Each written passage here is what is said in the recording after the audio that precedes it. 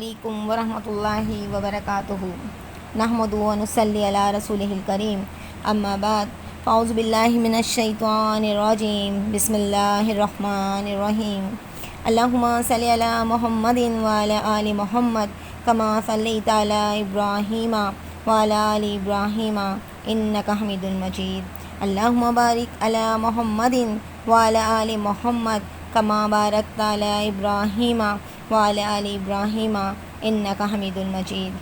تمام تعریفات توصیفات اس اللہ رب العزت کے لیے لائق و زیبا ہے جو تمام جہانوں کا پالنے والا ہے، اور وہ اپنے بندوں سے 70 ماہوں سے زیادہ پیار کرنے والا ہے، اپنے بندوں کی خطاؤں اور گناہوں کو معاف کرنے والا ہے۔ اس کی شان بڑی عظمت والی ہے۔ اللہ رب العزت بڑا غفور الرحیم ہے۔ اور درود و سلام ہو ہمارے آخری نبی حضرت محمد صلی اللہ علیہ وآلہ وسلم پر۔ آپ صلی اللہ علیہ وآلہ وسلم کی شخصیت ہمارے لیے سراپائے رحمت ہے۔ آپ صلی اللہ علیہ وآلہ وسلم کی بہادری بے مثال ہے۔ آپ صلی اللہ علیہ وآلہ وسلم ساری دنیا کے لیے رحمت بن کر آئے۔ اسلام کا گلدستہ جس دھاگے سے بندھا ہوا ہے وہ رحمت عالم صلی اللہ علیہ وآلہ وسلم ہے۔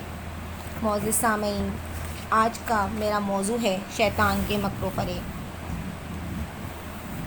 شیطان جس کا تعلق جنوں میں سے ہے، اس کا نام عزرائیل ہے اور اس کا لقب ابلیس ہے۔ ابلیس سے مراد ہے انتہائی مایوس وہ شیطان جو کہ ہمارا ازلی دشمن ہے۔ وہ ہمارے خیر خواہ اور دوست ہونے کا دعویٰ کرتا ہے۔ وہ ہمارے گرد مکر و فریب کا ایسا جال بناتا ہے کہ اور ہمیں گناہوں کے ایسے فائدے بتاتا ہے کہ ہم اللہ کی نافرمانی کرنے سے بھی دریغ نہیں کرتے۔ وہ ہمارے سامنے برائیوں کو خوب مزین کر کے دکھاتا ہے، اور اس کے وعدے جھوٹے ہوتے ہیں اور فریب پر مبنی ہوتے ہیں۔ جب ہم قرآن سنتے ہیں تو ہمارے اوپر غصہ اور جھنجھلاہٹ پیدا کرتا ہے، اور ہمارا دھیان دنیا کے مسئلے مسائل میں لگا دیتا ہے، اور نیکی کے کام جو ہے وہ ہم سے بھلوا دیتا ہے۔ اللہ رب العزت قرآن مجید میں فرماتے ہیں کہ بے شک شیطان تمہارا کھلا دشمن ہے۔ کاش ہم اسے اپنا دشمن سمجھیں بھی، کیونکہ عملی طور پر ہم نے اسے دوست بنایا ہوا ہے، اسی لیے اس کی ہم پیروی کرتے ہیں اور اس کی اطاعت میں لگے رہتے ہیں، اس کے بتائے ہوئے راستے پر چلتے ہیں۔ غور کریں تو در حقیقت شیطان کی اعتقادی حیثیت سے تو کوئی اس کی پرستش نہیں کرتا، نہ ہی اس کے نام سے 2 رکعت کوئی نماز پڑھتا ہے، بلکہ سب اس پر لعنت ہی بھیجتے ہیں۔ البتہ اس کی اطاعت، غلامی اور اس کے راستے اور اس کے حکم کی اندھی پیروی میں بے شعوری طور پر ہم ملوث ہو جاتے ہیں۔ اللہ رب العزت قرآن مجید میں فرماتا ہے کہ شیطان نے اللہ رب العزت سے مہلت مانگی تھی کہ مجھے اس دن تک مہلت دے جب تک یہ سب دوبارہ نہ اٹھائے جائیں۔ اللہ رب العزت نے فرمایا میں تجھے مہلت دیتا ہوں، لیکن میرے بندے پر تیرا کوئی اختیار نہیں ہوگا۔ میرے بندوں پر تجھے کوئی اقتدار حاصل نہیں ہوگا، اور تو کل کے لیے توکل کے لیے تیرا رب ہی کافی ہے، اور یہ راستہ ہے جو سیدھا مجھ تک پہنچتا ہے۔ بے شک جو میرے حقیقی بندے ہیں ان پر تیرا بس نہیں چلے گا، بس تو صرف انہیں ہی لوگوں کو بہکا سکے گا جو تیری پیروی کریں گے یا جن کے دلوں میں نیکی کا جذبہ نہیں ہوگا۔ شیطان انسانوں کو ایک فریب یہ بھی دیتا ہے کہ وہ اس کے اندر تکبر اور بڑا بننے کا احساس اور شوق پیدا کر دیتا ہے، کیونکہ وہ خود اللہ کی نافرمانی اور گناہ کا مرتکب ہو چکا ہے۔ شیطان نے بھی اپنی انا پرستی اور غرور کے نتیجے میں سب سے مختلف لگنا پسند کیا۔ عبادت کی کثرت نے اس کے اندر غرور پیدا کیا۔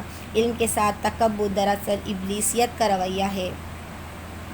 گناہ کر کے گناہ کو درست ثابت کرنے کے لیے دلیلیں ڈھونڈنا، اپنے آگے سب کو حقیر ماننا، گھٹیا سمجھنا، یہ تمام رویے ابلیسیت کی نشانی ہیں۔ اللہ رب العزت قرآن مجید میں فرماتے ہیں تم میں سے اللہ کے نزدیک سب سے باعزت وہ ہے جو سب سے زیادہ تقوی اختیار کرنے والا ہے۔ شیطان انسان کا دشمن ہے۔ وہ انسانوں کو غلط فہمیوں میں ڈالتا ہے، جھوٹی امیدیں دلاتا ہے، بدی اور گمراہی کو ان کے سامنے خوشنما بنا کر پیش کرتا ہے، گناہوں کی لذت کا شوق دلاتا ہے، اللہ کی نافرمانی کے ایسے فائدے گناتا ہے، ایسے اسباق دکھاتا ہے، اور انہیں باطن راستوں کی طرف ڈال دیتا ہے۔ جیسے کہ قرآن مجید میں اللہ رب العزت فرماتے ہیں کہ شیطان قیامت کے دن کہے گا کہ میرا تم انسانوں پر کوئی زور نہیں تھا، مگر آج افسوس کی بات یہ ہے کہ ہم اللہ کو ماننے کا دعویٰ تو کرتے ہیں مگر اس کی بات نہیں مانتے، کیونکہ ہم اس غلط فہمی میں ہیں کہ ہم اللہ کے ساتھ کسی کو شریک نہیں کرتے۔ شرک سب سے بڑا گناہ ہے، باقی گناہ تو اللہ رب العزت چاہے گا تو معاف کر دے گا۔ کچھ لوگوں کا خیال ہے کہ ہم آپ صلی اللہ علیہ وآلہ وسلم کے امتی ہیں، وہ ہمیں بخشوا دیں گے، لیکن ہم جان بوجھ کر اگر کوئی گناہ کریں گے اور یہ امید کریں گے کہ اللہ سے معافی مانگ لیں گے تو یہ سراسر ہمارا وہم ہے۔ اطاعت نفس کی اور لوگوں کو راضی کرنے کی فکر ہمیں ہر وقت رہتی ہے۔ ہم نماز میں کہتے ہیں اللہ اکبر، اللہ تو سب سے بڑا ہے، مگر نماز کے بعد اللہ کی اطاعت کو بھی جائے نماز کے ساتھ لپیٹ کے رکھ دیتے ہیں۔ پھر ہم ہوتے ہیں اور ہمارا بے لگام نفس شیطان لوگوں کو جھوٹے دلاسے دیتا ہے کہ اللہ بڑا غفور الرحیم ہے، تم خواہ کتنے ہی گناہ کر لو وہ بخش دے گا۔ بے شک اللہ غفور الرحیم ہے، مگر اس کی اطاعت اور فرما برداری ہم بندوں پر لازم ہے۔ کبھی کبھی شیطان اپنے پیروں اور فقیروں اور اللہ کے پیاروں کا وسیلہ دیتا ہے کہ تم ان کا دامن تھام لو، وہ قیامت میں تمہاری سفارش کر کے تمہیں چھڑوا لیں گے۔ تم محمد صلی اللہ علیہ وآلہ وسلم کے امتی ہو، بخشے بخشائے ہو۔ کبھی کہتا ہے تم سے اللہ راضی ہے تبھی تو تمہیں نواز رہا ہے۔ اللہ چھوٹے چھوٹے گناہوں پر کسی کی پکڑ نہیں کرتا، دل میں خیال ڈالتا ہے۔ بہت سے لوگ یہ کہتے ہیں میرا کیا قصور ہے جبکہ اللہ مجھے ہدایت ہی نہیں دیتا، آپ دعا کریں کہ میں ہدایت پہ آ جاؤں، میں قرآن کو پڑھوں، سمجھوں، اس پر عمل کروں، لیکن یہ سب میرے اختیار میں نہیں ہے۔ جب اللہ مجھے ہدایت دے گا تو مجھے ہدایت مل جائے گی۔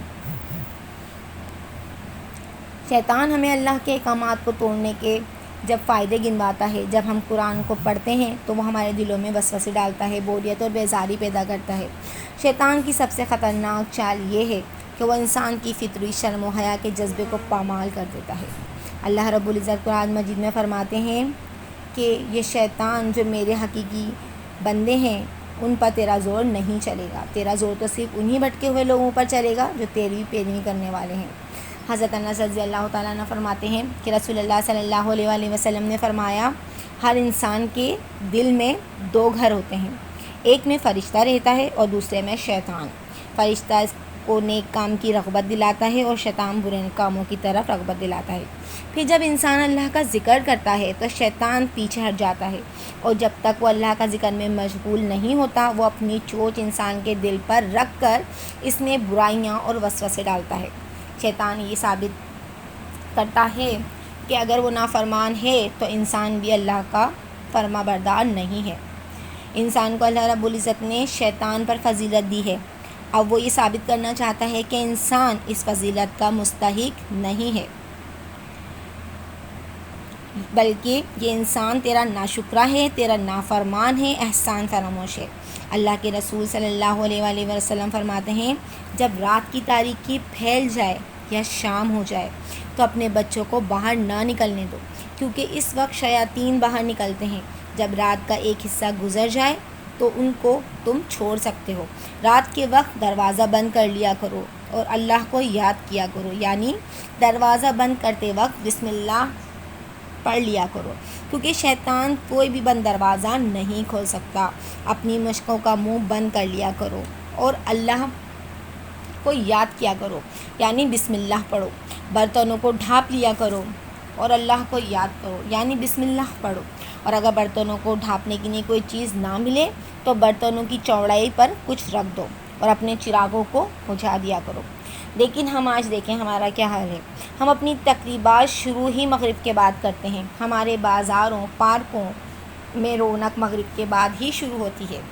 اس کے بعد ہمیں یہ چیز سننے کو ملتی ہے کہ اس شخص پہ اثرات ہو گئے، اس کا معاملہ، اس کی طبیعت خراب ہونے لگی ہے۔ اس طرح کے مختلف واقعات ہمارے آس پاس رونما ہوتے رہتے ہیں۔ جب اللہ کے نبی صلی اللہ علیہ وآلہ وسلم اس دنیا سے تشریف لے گئے اس وقت بھی شیطان نے لوگوں کے دلوں میں وسوسے ڈالے، تو حضرت ابوبکر صدیق رضی اللہ تعالیٰ عنہ نے فرمایا اے لوگوں، جو شخص رسول اللہ صلی اللہ علیہ وآلہ وسلم کو معبود بنائے ہوئے تھے تو ان کو یہ معلوم ہونا چاہیے کہ محمد صلی اللہ علیہ وآلہ وسلم اب اس دنیا میں موجود نہیں ہیں۔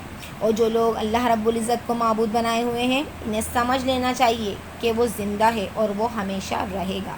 اللہ تعالیٰ اپنے دین کی حفاظت کا ہمیں حکم دیتا ہے، بس بے صبری اور گھبراہٹ کی وجہ سے اس دین کی حفاظت ہم چھوڑ نہ دیں، اور اللہ کے نبی صلی اللہ علیہ وآلہ وسلم کو تمہارے درمیان سے اٹھا کر اللہ رب العزت نے اپنے پاس بلانا پسند کیا، جہاں انہیں ان کے کاموں کے نتیجے سے سرفراز فرمائے گا اللہ رب العزت، اور تمہارے درمیان اللہ نے اپنی کتاب اور اپنے نبی صلی اللہ علیہ وآلہ وسلم کی سنت چھوڑ دی ہے۔ تو جو شخص اب ان باتوں پر عمل کرے گا اور خیر کی راہ اختیار کرے گا، اور جو ان دونوں کے درمیان تفریق کرے گا اور برائی کی راہ اختیار کرے گا، تو اللہ رب العزت اس کو اس کے عمل کا بدلہ دیں گے۔ اے اہل ایمان، ہمارے نازل کیے ہوئے نظام قسط کے محافظ رہنا، اور اگر ہرگز ایسا نہ کرنا کہ شیطان تمہارے نبی صلی اللہ علیہ وآلہ وسلم کی وفات میں تم کو پھنسائے رکھے۔ شیطان بس تمہارے مقابلے میں ہے، اور تم کوئی بھی جلد بازی نہ کرنا، ایسی تدبیر کرنا کہ تم اسے شکست دے دو، اسے اپنا کام کرنے کی مہلت نہ دینا، ورنہ وہ تم پر ٹوٹ پڑے گا اور تمہارے دینی نظام کو تباہ و برباد کر کے رکھ دے گا۔ شیطان اس چیلنج میں کتنا کامیاب ہوا آج ہم خود دیکھ سکتے ہیں۔ تو کیا ہم اللہ کے ان خاص بندوں میں شامل نہیں ہونا چاہتے؟ کیا ہم اپنے پیارے رب کو، جس نے ہمیں تمام نعمتیں و خوشیاں دی ہیں، اس کا اتنا سا مان و بھرم بھی نہیں رکھ سکتے؟ کیا ہم اس کائنات کے بادشاہ اللہ سبحانہ تعالیٰ کو چھوڑ کر نعوذ باللہ اس حقیر اور نافرمان شیطان کی پیروی کریں گے؟ یہ کیسا گھاٹے کا سودا ہے جو آج ہم کر رہے ہیں، جس کا انجام ہمیں آخرت میں 100% خسارے کے علاوہ اور کچھ بھی نہیں دے گا۔ آج ہم خود سے یہ عہد کریں کہ ہم شیطان کے مکر و فریب میں نہیں آئیں گے، اور اس سے بچنے کی ہر ممکن کوشش کریں گے، تاکہ فلاح کے راستے پر چلنے میں ہم انشاءاللہ کامیاب ہو جائیں، اور جس کے نتیجے میں اللہ رب العزت ہمیں اپنے جنت کا حقدار بنا دے۔ آمین ثم آمین یا رب العالمین، وآخر دعوانا الحمدللہ رب العالمین۔